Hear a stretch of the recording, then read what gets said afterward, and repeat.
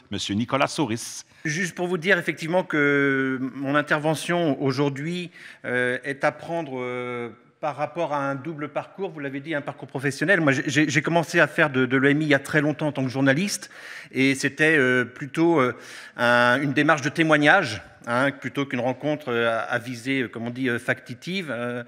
Et puis 2018, c'est un tournant pour l'école de journalisme de Tours, puisqu'on crée un master de journalisme, donc Bac plus 4 et Bac plus 5, et on décide de mettre l'éducation aux médias et à l'information dans le cursus de ces jeunes journalistes que l'on aide finalement à apprendre le métier et à aller sur le circuit professionnel.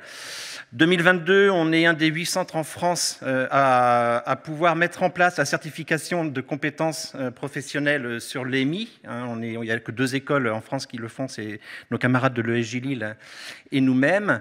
Et donc, c'est à la fois un regard de praticien et de chercheur que j'essaye d'avoir sur l'éducation aux médias et à l'information. J'avais juste mis deux citations, mais on va les zapper, juste pour vous dire que c'est pas parce qu'on pratique l'EMI qu'on peut pas avoir un regard distancié sur l'éducation aux médias et à l'information. Et c'est vrai que et le journaliste et le chercheur travaillent ensemble en quelque sorte dans une équipe de recherche dans laquelle moi aussi je travaille. Alors ce qui est intéressant, en tout cas ce qu'on essaye de mettre en place nous, c'est une partie des objectifs de l'EMI sous l'angle plutôt des publics ciblés. Et on voit finalement que dans les définitions que l'on a de l'éducation aux médias et à l'information en France, en tout cas depuis 40 ou 50 ans, on est passé d'une éducation par les médias à une éducation aux médias. Et on essaye de s'inscrire dans ces définitions-là depuis la circulaire René Haby de 1976 sur l'utilisation de la presse à l'école, je dirais les médias comme auxiliaires pédagogiques ou comme outils pédagogiques, à la déclaration de Grunewald que vous connaissez sûrement, qui est la déclaration faite par l'UNESCO où on voit que l'éducation aux médias doit préparer des citoyens, je reprends la déclaration de janvier 82, à l'exercice de leurs responsabilités. Donc on va au-delà uniquement d'une connaissance finalement de l'écosystème médiatique et de la fabrique de l'information. Une responsabilité, est-il écrit, partagée par l'école et la famille et qui doit permettre de favoriser l'émergence d'une conscience critique plus aiguë des auditeurs, des spectateurs et des lecteurs. C'est cette émergence d'une conscience critique plus aiguë qui nous guide, nous, aujourd'hui, dans nos ateliers d'éducation aux médias. D'autres définitions qui me semblent intéressantes, sur lesquelles je vais vite passer, c'est l'idée aussi, je reprends là Laurence Corroy, qui est une enseignante-chercheuse qui travaille beaucoup sur ces questions en France. Elle dit finalement que l'éducation aux médias et au numérique doit permettre, excusez l'anglicisme, l'empowerment. L'empouvoirment, je crois, est-ce qu'on dit ça, l'empouvoirment, pas sûr. On va garder le terme anglais alors, l'empowerment. L'idée, c'est de permettre à ceux qui bénéficient de cette éducation aux médias et à l'information d'être capables de développer des compétences qui va leur procurer une meilleure estime d'eux-mêmes. L'idée, c'est pas seulement, là encore, de plonger dans l'écosystème médiatique et dans la fabrique de l'info, mais se dire que par des pratiques médiatiques, on va pouvoir, en tant que bénéficiaire d'éducation aux médias et à l'information, travailler sur l'estime de soi et sur cette capacité que l'on peut avoir à finalement projeter des choses, construire un projet qui est un projet à la fois personnel, professionnel, enfin tout type de projet. On retrouve, et c'est pour ça que c'est intéressant cette définition de Laurence Corroy, on retrouve finalement les réflexions qui avaient été amorcées pendant la proclamation d'Alexandrie, et qui organisée par l'UNESCO en 2005, qui disait finalement que l'éducation aux médias doit permettre aux gens, sur tous les chemins de la vie, de chercher, d'évaluer, d'utiliser et de créer l'information pour des objectifs personnels, sociaux, professionnels et éducationnels. C'est dans cette ligne-là qu'on essaye de s'inscrire, à la fois en tant que praticien EMI, mais aussi en tant que chercheur sur l'éducation aux médias et à l'information. Alors, je vais vous présenter juste un atelier, enfin un projet qu'on a fait d'éducation aux médias et à l'information.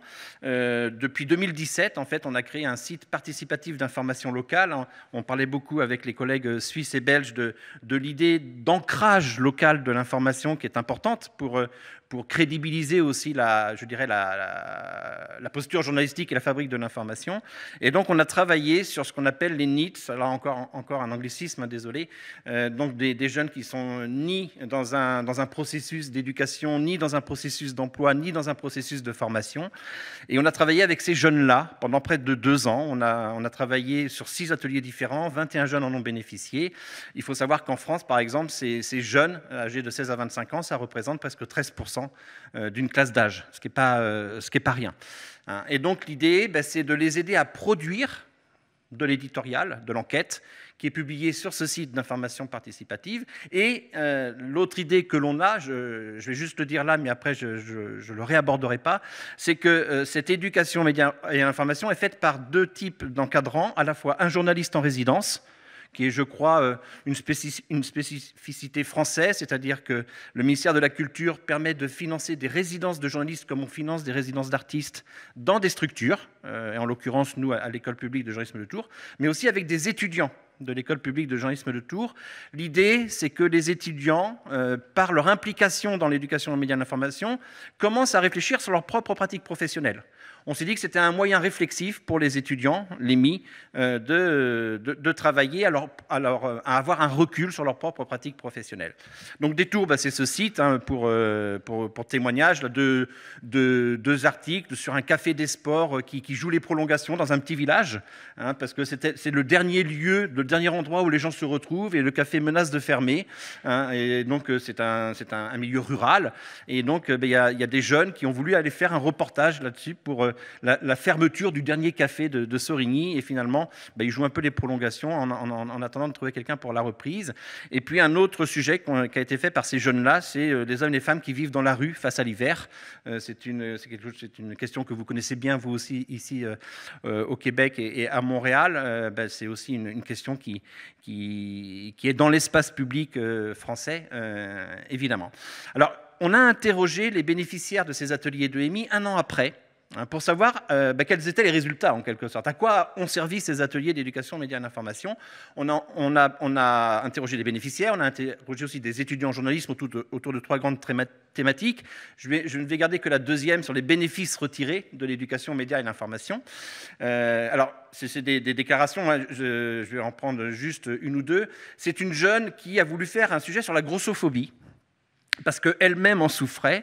Et elle disait, ce serait bien que dans les médias, on parle de grossophobie, parce que aucun média ne parle de grossophobie. Et c'était intéressant de travailler avec cette jeune, elle avait 19 ou 20 ans, parce qu'en fait, elle voulait témoigner elle-même de ce qu'elle rencontrait, et on a essayé de lui expliquer que dans une démarche journalistique, ce serait bien d'aller chercher d'autres témoignages, de prendre un peu ce recul par rapport à quelque chose qu'elle vivait dans sa propre chair, en quelque sorte.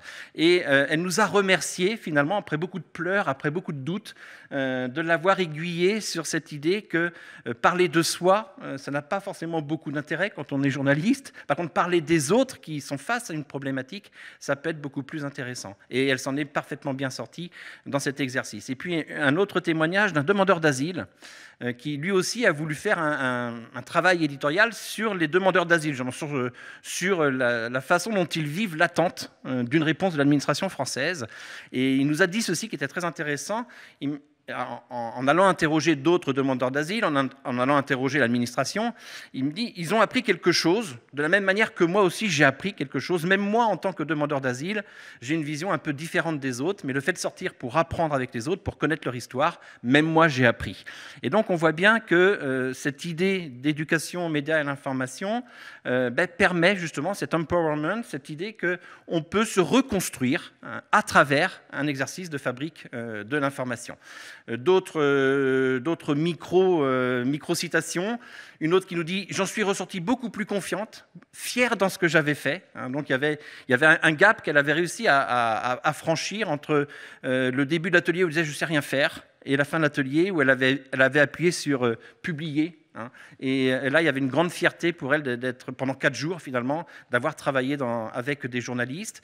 Et puis un autre qui nous dit aussi « Je me suis senti mieux dans ma peau ». Elle a une expression très drôle, c'est quelqu'un qui parlait beaucoup, mais qui n'écoutait personne. Comme tous ceux qui parlent beaucoup. Et donc, elle a été confrontée à l'exercice de l'interview, et elle nous a dit « J'ai appris qu'il fallait que je me taise ». et que j'écoute les autres. Surtout lorsque tu interviews les gens, tu poses une question, tu laisses la personne répondre et après, éventuellement, tu rebondis si nécessaire. Et donc, elle a beaucoup travaillé sur elle-même, hein, sur l'idée que l'altérité, hein, c'est une approche essentielle dans l'exercice journalistique. Et puis, dernier témoignage, quelqu'un qui nous dit, après l'atelier, 1 an après l'atelier, je lis un peu plus la presse. Et pour nous, c'est une belle victoire, hein, parce que, nous dit-il, je sais déjà comment ils se sont battus, alors ils, les journalistes, hein, pour avoir des informations qui pourront changer notre regard envers la société. Donc, quand on a ce témoignage 1 an après, on se dit finalement qu'on n'a pas servi complètement à rien, et que même si c'est une personne, hein, eh bien, au moins, la façon dont ils ont travaillé pour aller chercher l'information, pour vérifier l'information, pour mettre en forme ce qu'ils ont trouvé et puis pour publier, ça leur donne un regard différent sur les informations qui viennent à eux. Et donc, en soi, c'est déjà une première victoire. Et puis, le deuxième temps rapide, c'est Factoscope, hein, dont vous avez parlé, Patrick. Alors, on a créé Factoscope, c'est pareil, en 2017. C'est un site de ressources francophones pour mieux s'informer. On a plusieurs partenaires. On a CFI, hein, qui est un centre qui dépend du ministère des Affaires étrangères, avec qui on a créé des Infox Afrique et des Infox Sahel, notamment. On a Nothing to Hide, qui est une association à la fois de spécialistes de l'informatique qui travaille beaucoup sur la sécurité informatique et sur l'OSINT, hein, et qui travaille avec nous sur ce projet. On a l'équipe de recherche à laquelle j'appartiens, Pratique et ressources d'information et des médiations, et puis l'école publique dans laquelle je travaille. On a 4 types de ressources sur Factoscope. On a des articles de vérification des faits, hein. Au départ, Factoscope, c'est un travail de fact-checking. On souscrit aux 31 contraintes de l'IFCN. Hein. On travaille beaucoup d'ailleurs avec l'IFCN. On a des outils aussi à disposition publique. On a aussi des outils pédagogiques d'éducation aux médias et à l'information que l'on co-construit avec Nothing to Hide. Et puis on a aussi tout un volet recherche. On a notamment créé un faux-sauventaire. C'est tout ce qui est vrai sur le faux. Hein. Tout ce que vous avez voulu savoir sur le faux et qui est vrai, eh bien, vous pouvez le retrouver dans le faux-sauventaire. Et donc, on a 4 missions essentielles autour de Factoscope. C'est renforcer la visibilité et l'usage des contenus médiatiques, sécuriser le travail des journalistes vérificateurs, parce que notamment en Afrique, on travaille beaucoup à ce que les rédactions se rassemblent pour pouvoir publier sur un site où les journalistes ne sont pas forcément nommés, hein, mais ils travaillent sur un collectif de vérification de l'information. C'est le cas notamment en RDC avec Congo Tchèque, sur lequel c'est un partenariat que l'on a monté avec CFI. Rassembler des outils fiables et éprouvés, à la fois en termes de travail de debunking, travail de fact-checking et travail d'éducation aux médias et à l'information, et démocratiser la vérification et l'éducation aux médias et à l'information. Donc voilà à quoi ressemble Factoscope. En bleu, c'est les pays avec lesquels on travaille, les pays dans lesquels les journalistes produisent des contenus de vérification de l'information pour Factoscope. On a déjà 9 médias de 7 pays africains différents qui travaillent sur Factoscope avec nous. On a des articles qu'on réédite, mais qui renvoient évidemment vers les médias originaux. L'idée, évidemment, c'est de mettre en avant le travail premier, hein, de ses confrères et de ses consoeurs africains et africaines. Et puis, on a des filtres de recherche croisés, hein, pour justement aller chercher du travail de vérification de l'information, à la fois sur des thématiques, sur des pays, sur des médias, même dans certains pays, et puis sur le niveau de véracité. Est-ce que c'est faux, est-ce que c'est vrai, est-ce que c'est imprécis, est-ce que c'est douteux? Je vous parlais d'outils, hein, on met en ligne beaucoup d'outils pour aider les gens à faire leur propre cheminement de vérification de l'information. Et puis, on a aussi beaucoup d'outils pédagogiques autour de l'éducation aux médias et à l'information, avec des cours qui sont prêts à l'emploi, pour des durées très différentes, pour des niveaux très différents et pour des publics très différents. Et puis enfin, donc, toute une partie, tout un volet recherche, notamment sur le faux-sauventaire, hein, qui donne accès à des vraies sources sur le faux, avec une base de données un peu unique en son genre, sur laquelle on a travaillé pendant 3 ans autour d'un projet de recherche ANR, des références mises à jour et complétées, et un fonctionnement participatif. Voilà, merci pour votre attention. C'est très apprécié, merci.